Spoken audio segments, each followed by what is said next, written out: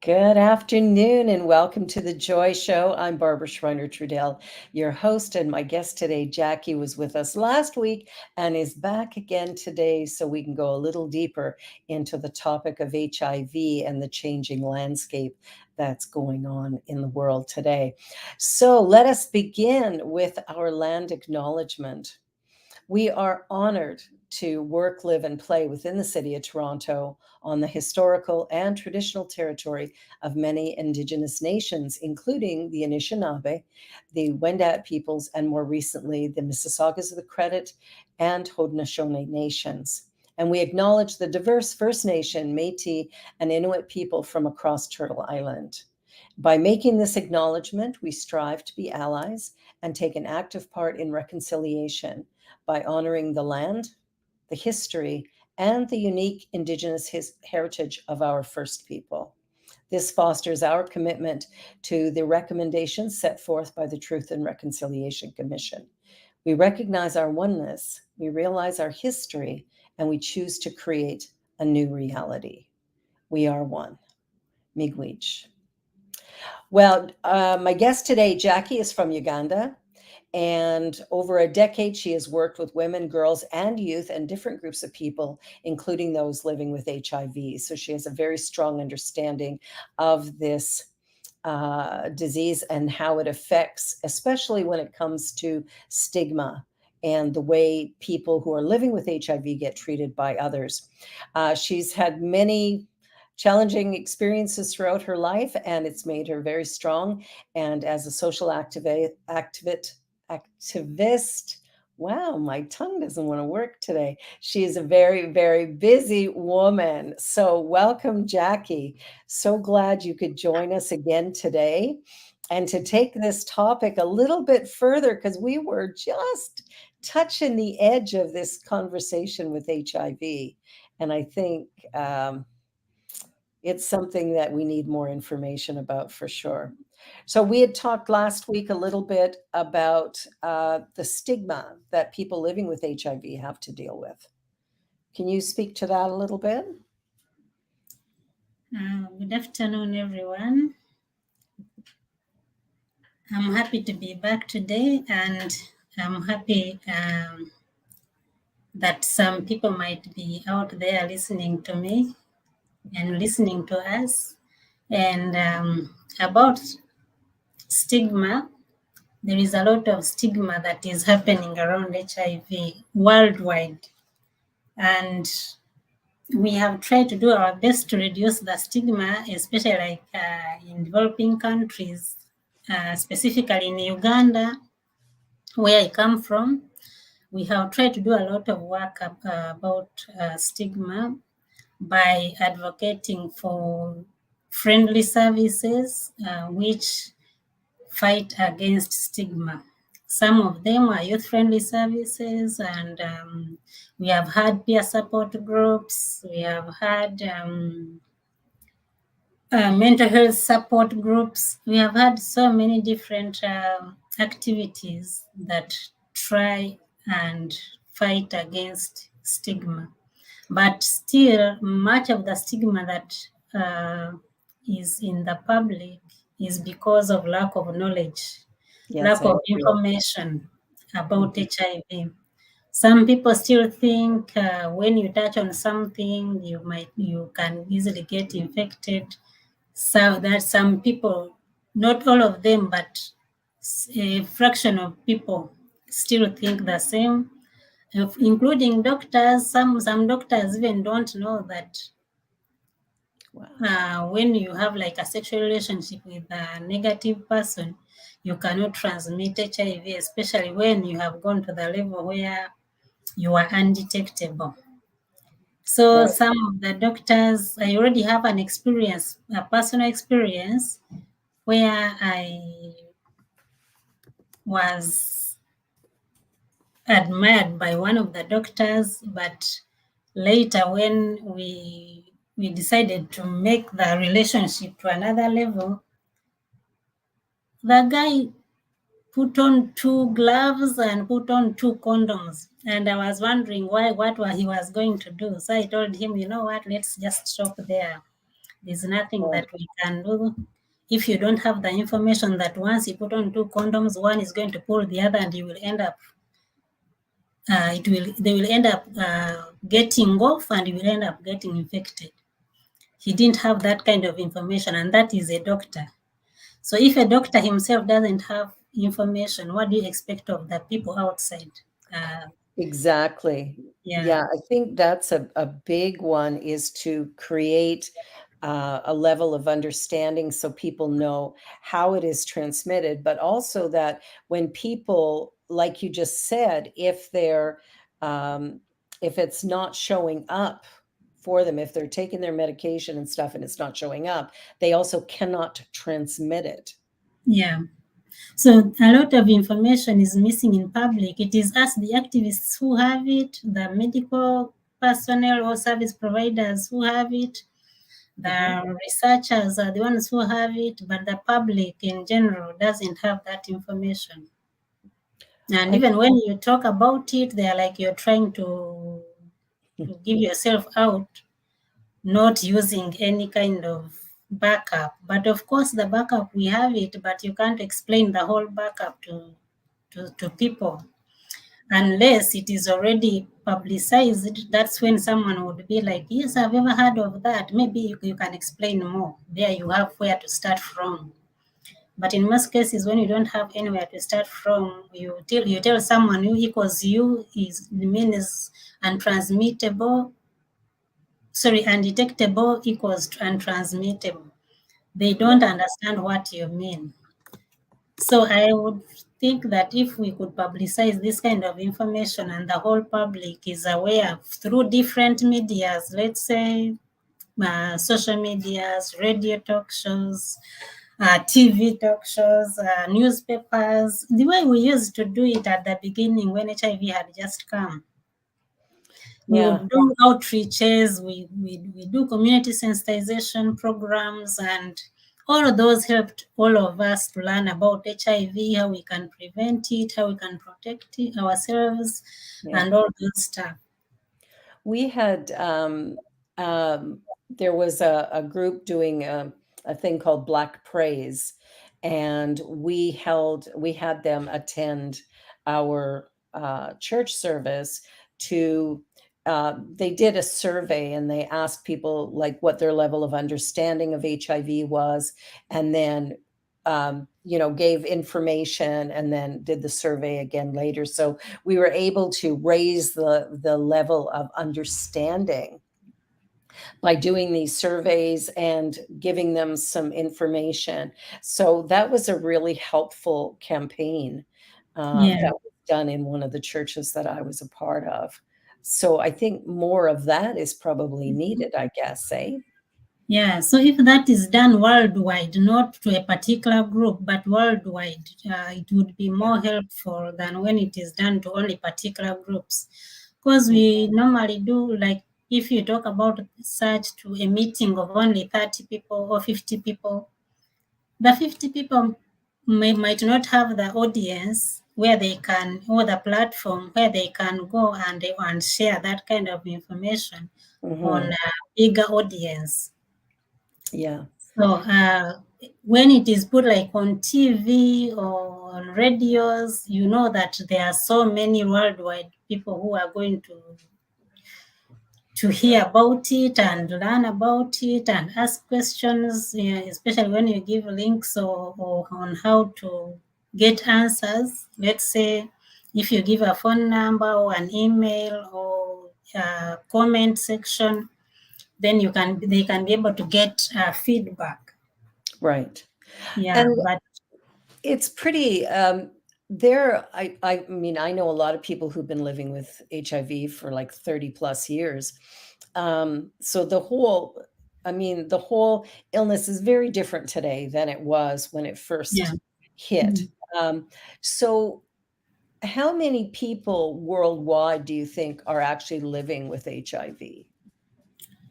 Do you have I a, no, I may not have the exact statistics, but there it is. Okay, I will speak from the Ugandan statistics that I know, Yeah.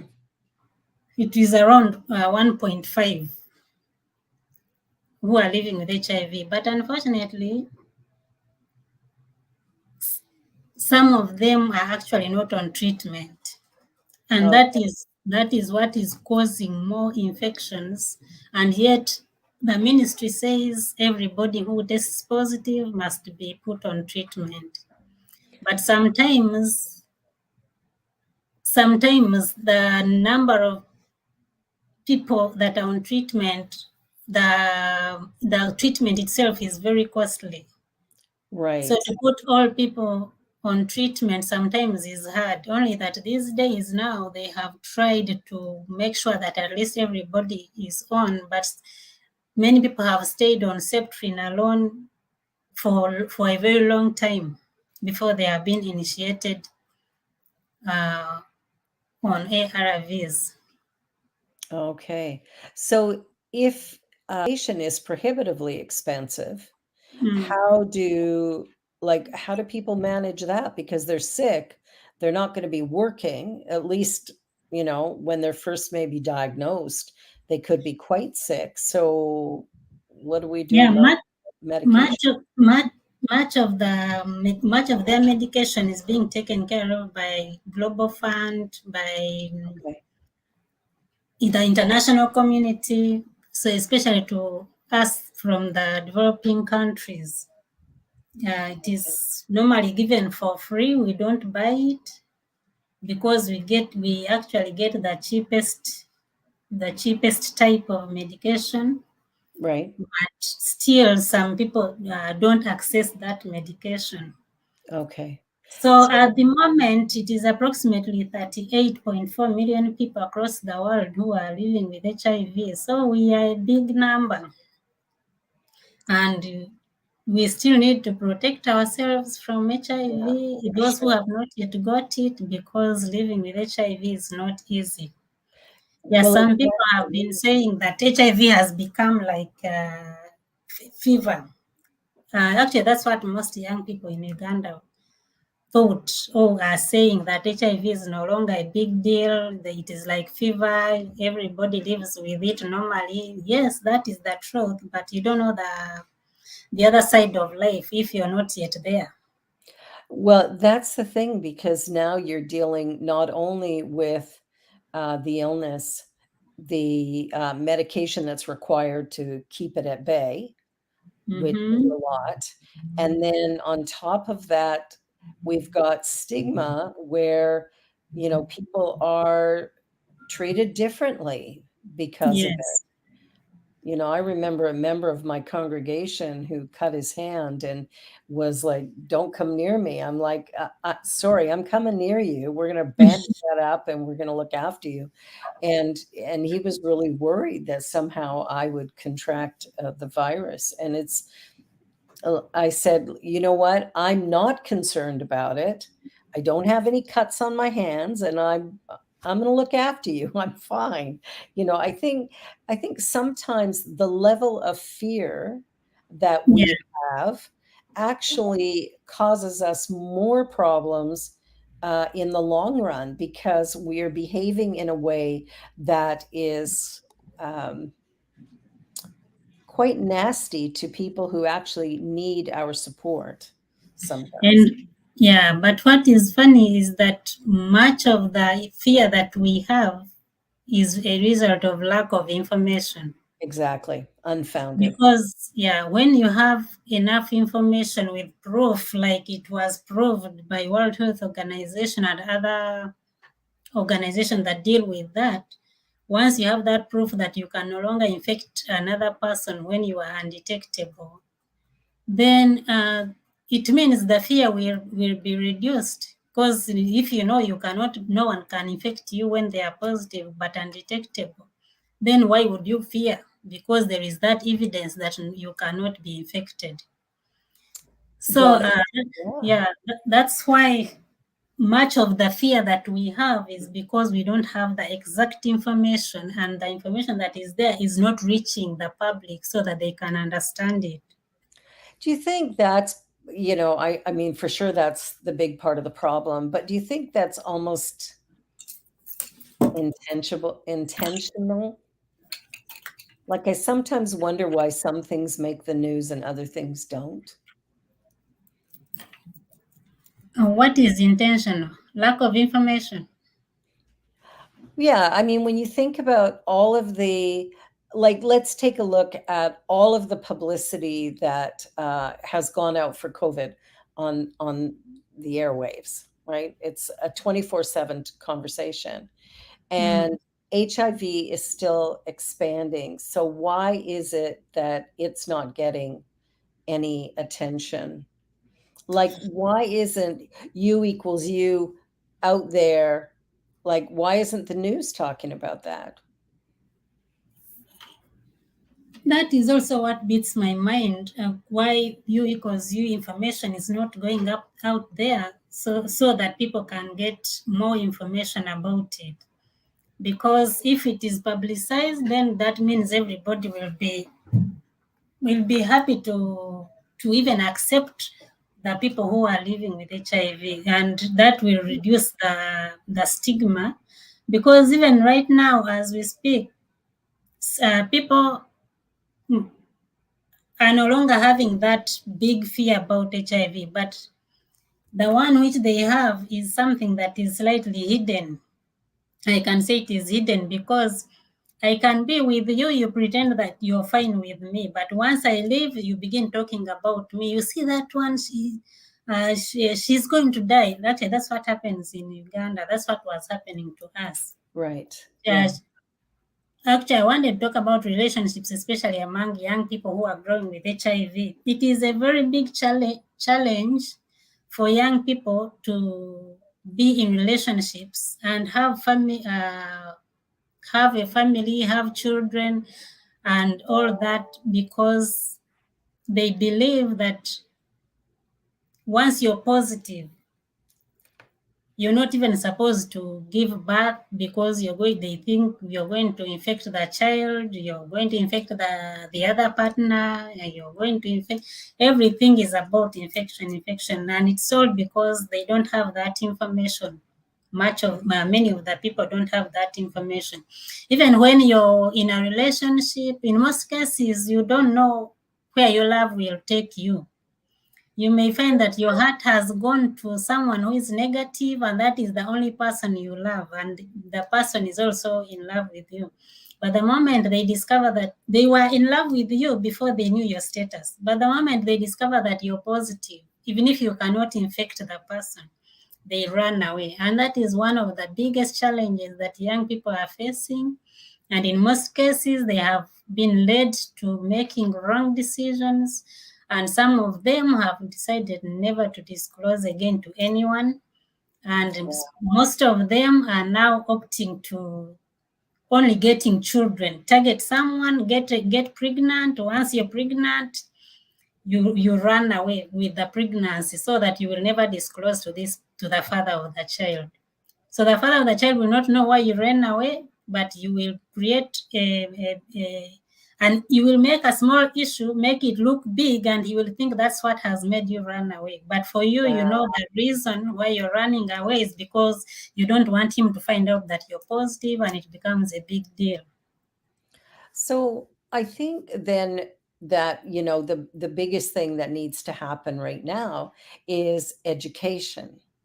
There has to be education done so that people come to understand I'm not going to get it because I sat down on a toilet seat.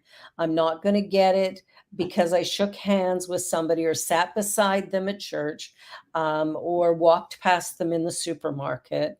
Um, and I'm not going to get it if my partner is undetectable.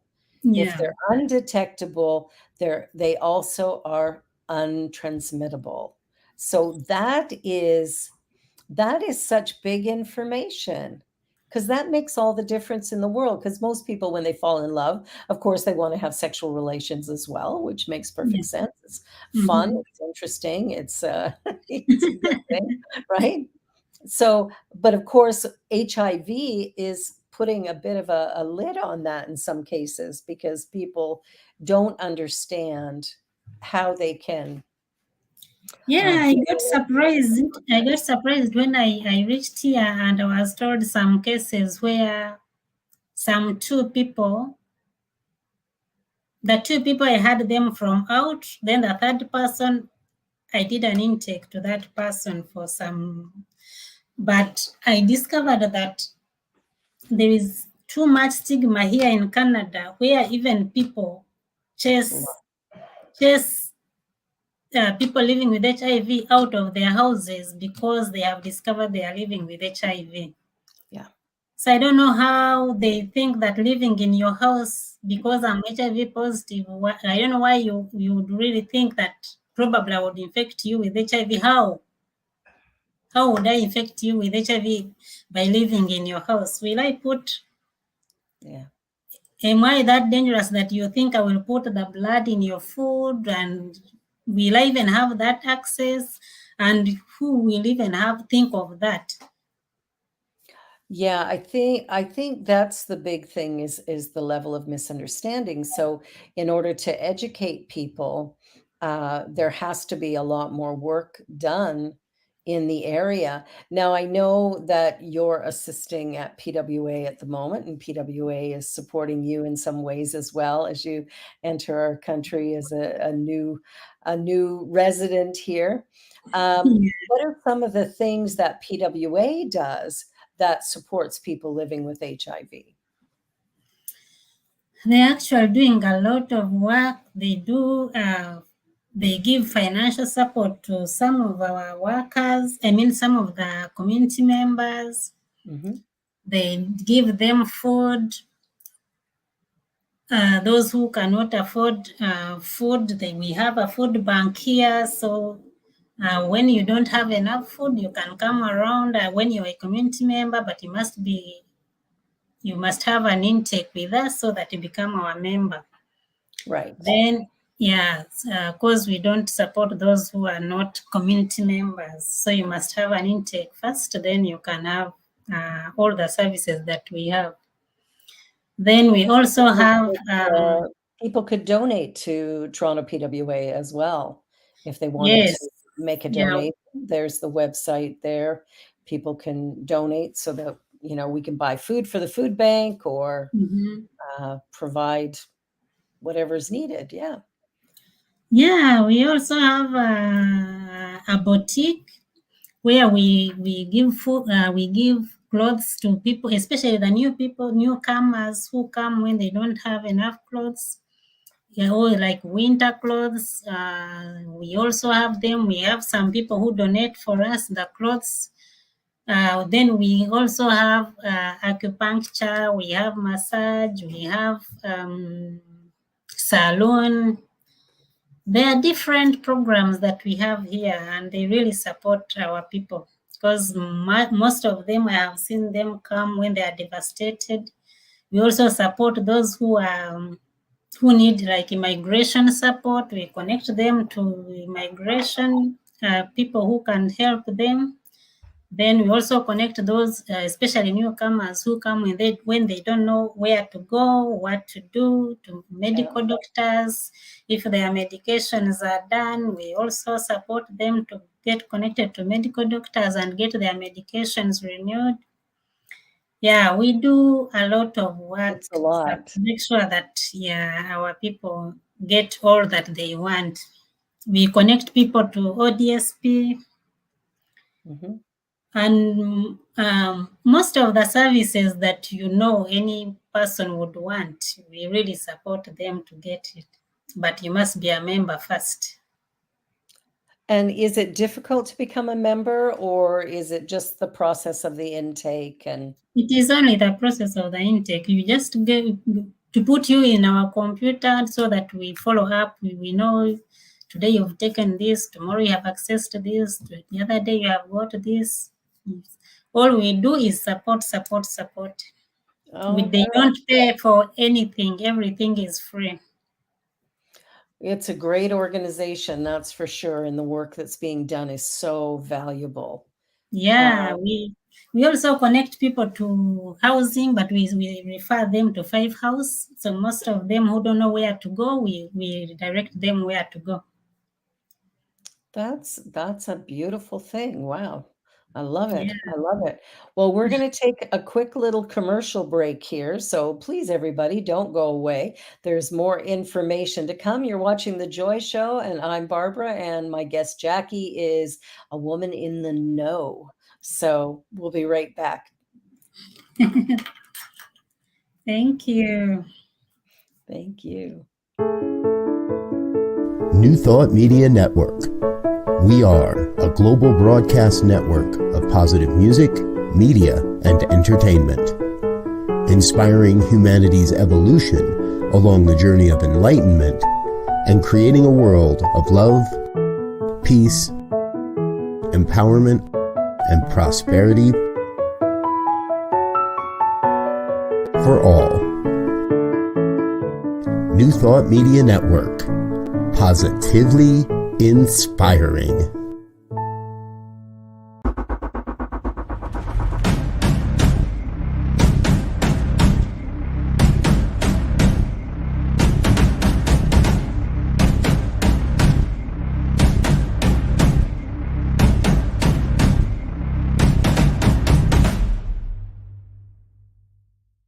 New Thought Media Network is on the rise. We're looking to grow with you. Do you have technical media experience or perhaps a desire to learn? Are you willing to volunteer your precious time and attention? We share this message to benefit all. If you possess a computer with a camera and a microphone, we will share our knowledge with you. Behind the scenes or being the star, let us bless our one. Contact us at info@ntmedia.org.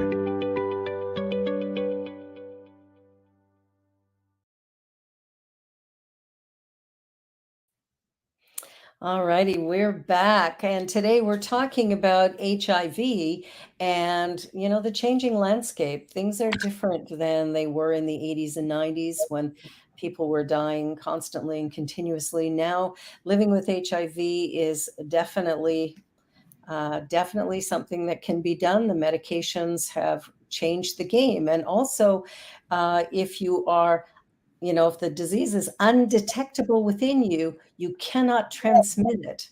It is untransmittable. So that, I think, is the most important piece of information that young people could hear today. Well, anybody could hear today for that matter, is that, it no longer has to be feared in the way that it was initially. Righto, my dear? Yes, of course. We no longer need to fear HIV because so many things have been done. Like, for example, I tested in 1999. Mm-hmm. I was young. You still And are. I started treatment in 2004. Mm-hmm. And I almost died in 2004. Okay. I weighed about only 30 something kilograms. Wow. Ah, Wow. an adult like me, I weighed about 36 kilograms by then. Wow, that's really So small. if it wasn't for the medication, I You would wouldn't be be here. history. Yeah. A friend So of we mine, really we yeah, really thank the researchers, the funders, the activists, yeah.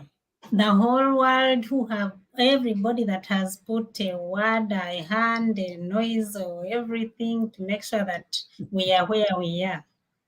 I think part of the challenges that have gone on too is the stigma within religious communities who've decided that, well, if you have HIV, it's because you're a homosexual. That's That's how you get it. Or you're a drug abuser. And I think that is something that, uh, that whole thing needs to be pushed aside, because that's not the truth. That's not the truth. Actually, that is another another thing where religious leaders normally preach what they want people to hear, and they also preach what benefits themselves, but they don't preach what is the reality of life. Yeah, because for us people who are not religious leaders, we believe what religious leaders tell us, because we believe they know the Bible very well, they have connection to God directly, and so on. And especially especially those who are not educated well, they believe everything 100%. So if a religious leader is not well equipped with the right information, they are most likely going to mislead the world. They are misleading all the congregations that they are leading. Well, even the So judgment, sorry? even the judgment that some churches have on the LGBTQ two-spirited plus community, it's like that to me in and of itself is is a bit of a problem also. I think religion, for me anyway, I believe that the church or the spiritual organization should be a safe and sacred place for Yes. everyone who walks through the door. And And when they you are, have religious leaders who are judgmental about certain things or perpetuating stereotypes, I think that's a problem. yeah, since they have big congregations, they are like teachers, They are. but these are teachers of adults who already make decisions for themselves. Yeah. So I would think that if religious leaders were targeted so that they're equipped with the right information which can be disseminated, Yeah. it would reach more people than when we sit in our offices, call for meetings of 30 people, call for Absolutely. meetings of 50 people. Religious leaders receive different types of people every day or every week, and they need to be well equipped with the right information, because that's whatever a person gets from a religious leader. In most cases, they take it as wholesome truth. So if it is wrong information, they are going to take the wholesome truth, which is wrong, and they will act upon that. Well, and because they do believe what the priest or the minister or the mom is saying, they believe what they're saying. And so when they talk about, you know, things being bad or wrong or whatever, the minute they do that, the congregation then buys into it. And I think the other thing that is a challenge is I know a lot of people who are coming from the Caribbean and stuff, they've been raised with religion. And now all of a sudden they're shunned by the very thing that should be supporting and sustaining them during this difficult time of their lives. All of a sudden they're not welcome. And I think one of the things I loved about Black Praise is it was done in the church. So the minister had to give a talk about HIV. And we did surveys and education and stuff over about 6 or 8 months, I think, is the whole process took. But I really liked that because it was in the church and we were making things so that, they were getting proper information rather Yes. than the misinformation that may have been disseminated before. Yeah. So one other thing I wanted to talk about is aging with HIV. Mm-hmm. So most of like what you said at the beginning, that some people have lived 30, 40 years with HIV, but we don't know what is actually happening. Yeah. because living with HIV and on this kind of treatment for all those years, in most cases, leads to some health challenges, which Right. we need to begin thinking about how to deal with them. Right. What Yeah, like type of challenges does it create with long-term use of the medications? most of them, okay, some of them have been cancers that have been a result of a lot of medication chemicals entering our bodies, but no intoxication. Yeah. So we do, most people who are on this treatment, they don't know how to detoxify, Right. like how to remove the chemicals from their bodies. Like myself, I've never done that. Even when I'm talking about it, I've never done that. But all the chemicals remain in the body. So if you cannot remove them out, then it means at some point they're going to cause a problem, because not necessarily HIV alone, but all medication, all long-term medications, when you don't get that opportunity of detoxifying yourself, in most cases they turn into something else. And most of them have been cancerous. Others have had a lot of mental health due to HIV. I Mhm. myself have been through it. Yeah. Others have got like skin problems. Like some bodies have become paralyzed because of the medication. When they check, when they make a follow-up, they find that it is the medication. Then they have to change the medication to make sure that the person stabilizes again. So I think we need to begin looking at that, so that we can reduce on the rate of deaths among the people who are dying as a result of long-term use of medication. Yeah, that's something. Now, do you think that's something that scientists and pharmaceutical companies are considering right now, or is it more the naturopathic type community that is paying attention to what could be done to make a difference? No, the fact that now there is an advocacy going on about HIV cure, and Hmm. the fact that it is being some monies are being directed to HIV cure, I have a feeling that at one day we might be able to get that final treatment where everybody will be cured, and that is my only dream, because for myself, since 2004 on this kind of medication, I feel I'm extremely tired, but I have no option. I have to continue hanging on until the cure is found. But Yeah. sometimes you find you spend the whole week without taking the medication. Yet you know it's not that you've forgotten, but you know you're supposed to take it, but you're like, I'm tired of this. Yeah. Yeah, and I'm not alone. There are so many young people. I mean, there are so many people who have reached my stage, Yeah. who are like giving up.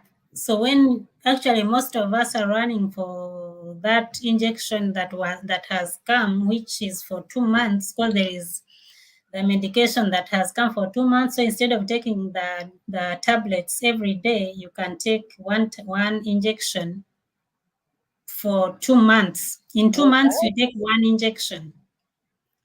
that would be better. Yeah, so that's what we are opting for. But me, myself, I fear injections so much. Oh, I'll tell you, the So imagine every 2 months I have to get pierced. I'm like, oh God, let me hold on. well, it's minor, turn your head away, let somebody else inject you and you'll be good. It's I have a skin condition that I do an injection every 4 weeks. I have to take 2 shots, and I do it for Hmm? myself. I inject myself with it, but it's, yeah, it So hurts if for a you second. like, if you could get that kind of injection, let's say in 6 months you get only one, or in 1 year you get only one, it would Oh, be much more helpful as we look forward to the cure, to the complete cure. Yeah, well, because hopefully, yeah, a cure, uh, yeah. that was one of the advocacy that we did back in Uganda to ensure that at least we get some medication. I don't know whether it was an injection or tablet or whatever, but which would take like longer than daily tablets. Yeah. Because it is very challenging, especially when you have children who are born with HIV, to administer that medicine to a child who is not sick, especially those who have now reached an age where they are understanding why they are taking medication. It becomes hard. Some of them refuse. They are like, me, mommy, I'm not sick. I cannot take this medicine. That's a tough one. And I think that's something that people need to understand as well, is that a lot of people living with HIV actually were born with it. Yes, lots of them were born with it. And Yeah. when you hear judgments of okay, when you hear such judgments where you're like in a relationship with someone and the person is like you're trying to kill them, it's like it's not about killing anyone, because no one was aware this was going to happen. So if it happened, why didn't I die? If I'm going to kill someone, why didn't I die at that stage? Or why did I grow up to this stage? 20, 30 years, and I'm born with it, and I'm alive, and you have reached a point where you admire me. It means I'm beautiful and I'm productive, and yeah. So I would think that kind of stigma that leads to more people getting into stigma and reserving or isolating from the society is causing more harm than good. So, what is the mental health impact on people living with HIV who are having to deal with the stigma that goes along with it? What is the result of that? Actually, much of the mental health among the people who are living with HIV is caused by loneliness. Like sometimes you feel you're completely alone, because not to all, of course, you will be publicly accepted, but individually, at individual level, you feel you're alone. I don't know Right. whether you get the difference. I can be publicly I very do. happy everywhere you see me. I'm very happy. I'm very social. I'm doing Actually, that is one of the things that some of our members commit suicide, because they have different issues they are dealing with, Yeah. which they cannot disclose to anyone else, even if they are social to everybody. Yeah, Yeah. and that leads us to mental health challenges. And of course, with mental health issues, then suicide definitely becomes It almost becomes automatic, because I also tried it, but I wanted to use poison, but the type that was at home. When I held it and when I opened it like this, the smell that came out, I was like, to hell with this. it smells so bad, I'm not going to drink it. Phew. Yeah. Well, we're glad you're alive and well, and we're glad you're here to share information. But Yeah. suicide for sure would be one of the things, like when you've got this illness, this virus that you're going to have all your life. You can't get rid of it, at least not Yes. yet. That's got to be it's got to be a heavy load to carry, because here, if you don't disclose, you can be arrested for that. Am I right? Is it illegal to not disclose? Yeah, that is what I did when I arrived here. That's what I was told, and that is when I went to internet to check out what the law says about disclosure. I also found out it was the same, only that there is where they say that when you have a sexual person whom you've not disclosed to, then it becomes a crime. But I also saw where they are saying that if you're undetectable, then you may not be like a criminal. You may not be considered as a criminal. Right. Yeah, but when you go deeper, you see that they can use anything around HIV to make you a criminal. Wow. So that is one thing that is making some of us who have been public about ourselves we are thinking of withholding. We are thinking of withholding so that maybe we try to avoid the law, or we try to find a way of how we can be in the society and be like everybody else without necessarily anyone knowing about our status. Because Yeah, if it is going to victimize you, if it is going to victimize me, then why would I actually disclose about it? exactly. Wow. Yeah, but also there is a lot of funding has been diverted. Maybe one of the other reasons why we have lots of new infections is because most of the programs that were targeting prevention, HIV prevention, have been phased out because everybody assumes that everybody now knows about HIV. But even if we know about HIV, we don't know the details about it. Most of the people don't know the details about it, and that's why it is how it is what we were talking about before. Because a lot of funding has been diverted and we no longer have HIV specific funding. It is now diverted to sexual reproductive health, diverted to medication, diverted to so many other programs rather than HIV standalone fund. Yeah. That kind of, because before there was a lot of money that was coming to HIV, and that's why a lot of programs were targeting HIV information sharing, prevention, and it was also about support, how to support each other, and it helped a lot.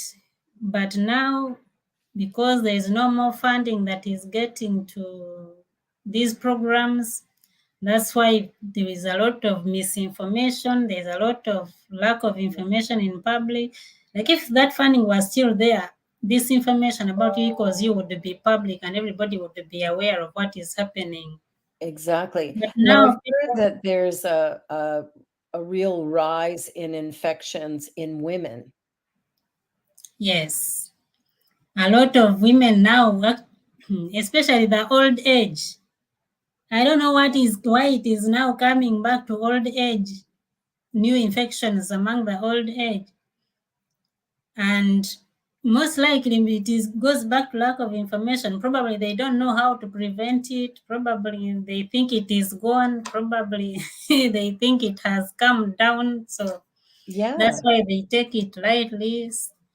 So I would really think that we still need to work to boost the information sharing, close the gaps that are there that are preventing people from accessing the information. We do more outreaches so that people still know that this HIV needs to be taken care of. People need to take care of themselves. You can imagine someone comes from all the way from Africa, comes to, let's say, Canada or any other country. You meet someone who doesn't know anything about you.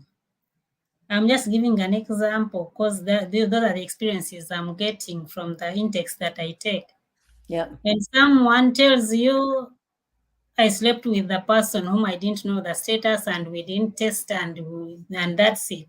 So what would you expect the two adults who are meeting from two different countries who have never known each other before? And even if you know each other before, if you have not been sexual together, you before anything else in anyone's life, in this life where you know that there is HIV since 80s, 1980s, Yeah. there's no way you can tell me you can go with someone for the first time you have met and you don't talk about HIV testing. Yeah, you've got to. I know when my husband and I met, we were tested. Yes. It's, you know, That should be the very first priority for whatever relationship yeah. you're going to have, if it is going to Mhm. lead to sexual relationship.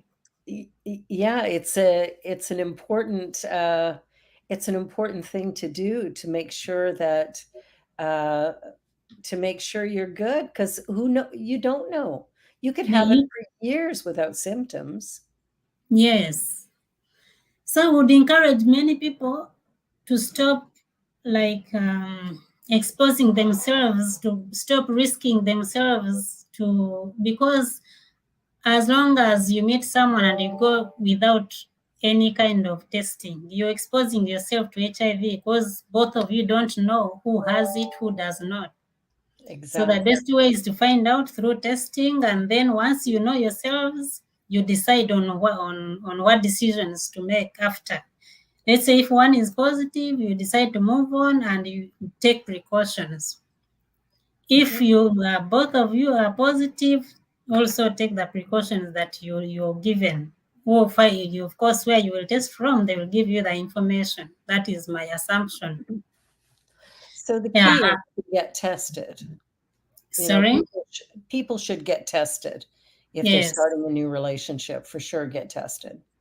Do not test using your eyes. Your eyes are going to lie you. I look beautiful. When you meet anyway, you will never know that I'm positive, but I am. So if you test me using your eyes, you're going to. The only chance is that I'm no longer infectious. That is the only chance one might get. So But you in got to the go to case the where doctor and go to the doctor and get a blood test. Don't just look at somebody and smile nicely and go, "Okay, I'm good." yeah, You're funny. yeah.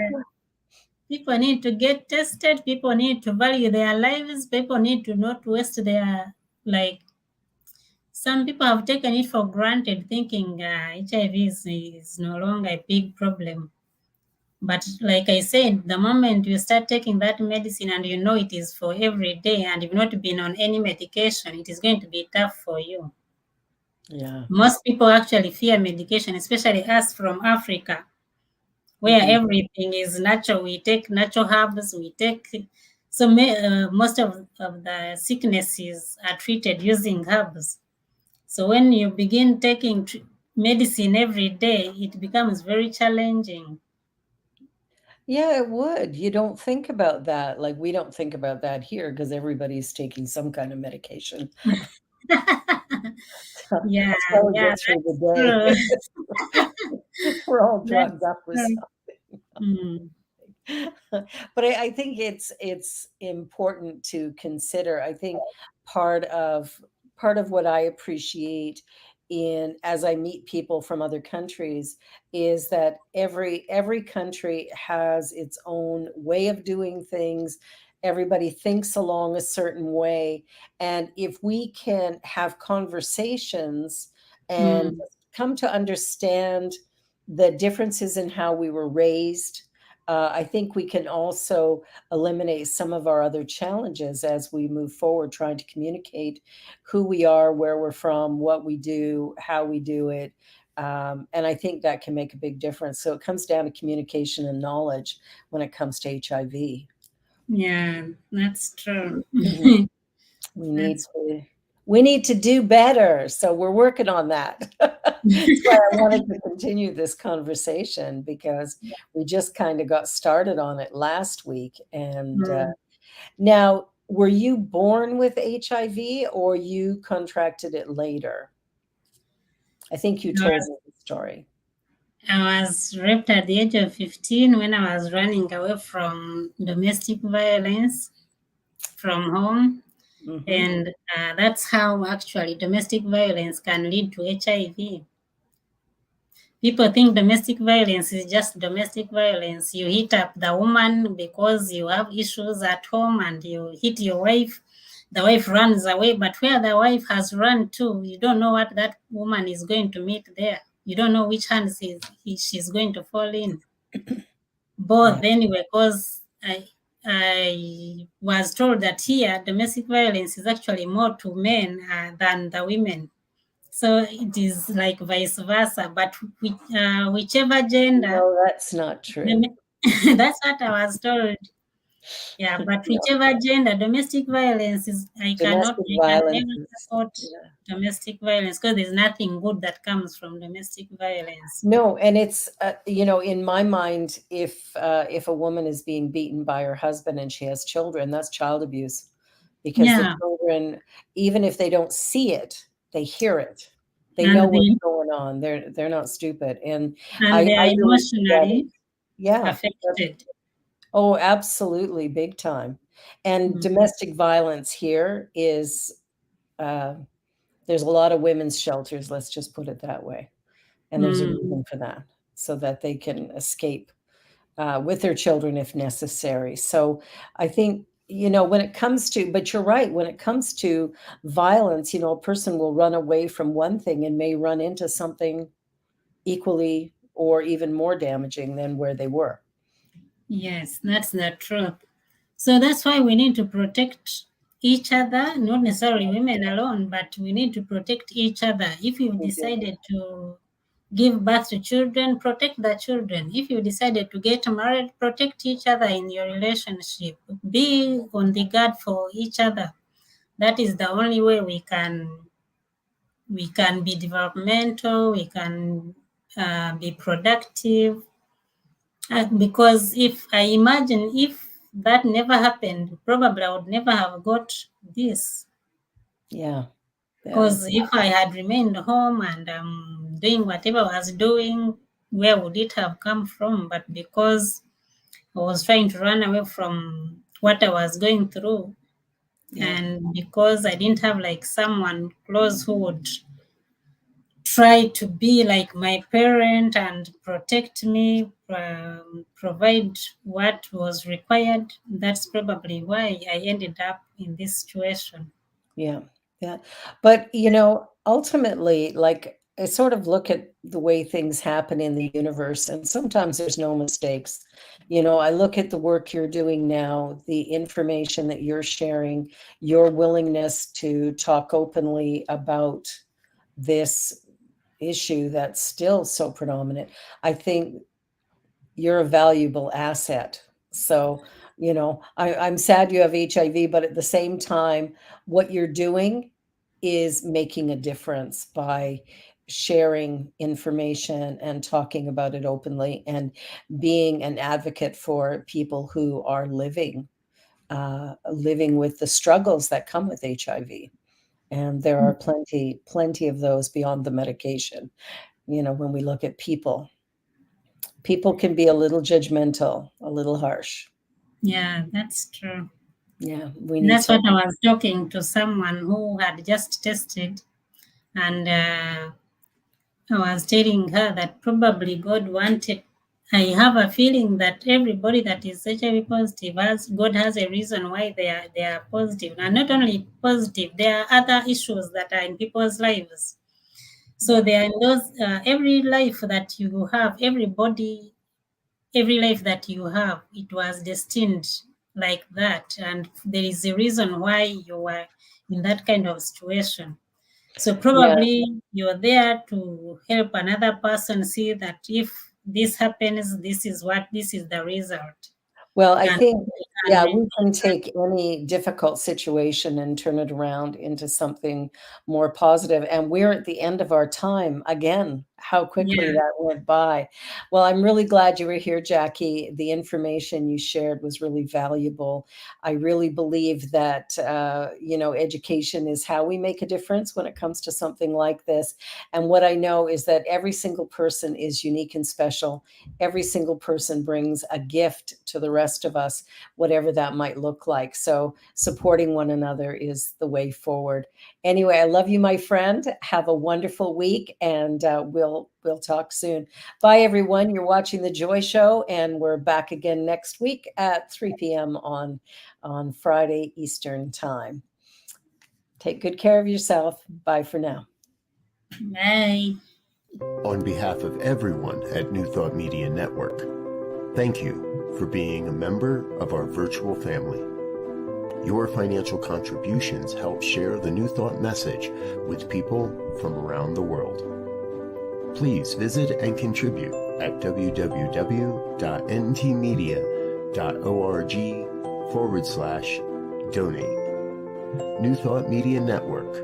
Come be you. And please like, share, and subscribe. Until next time, peace and blessings.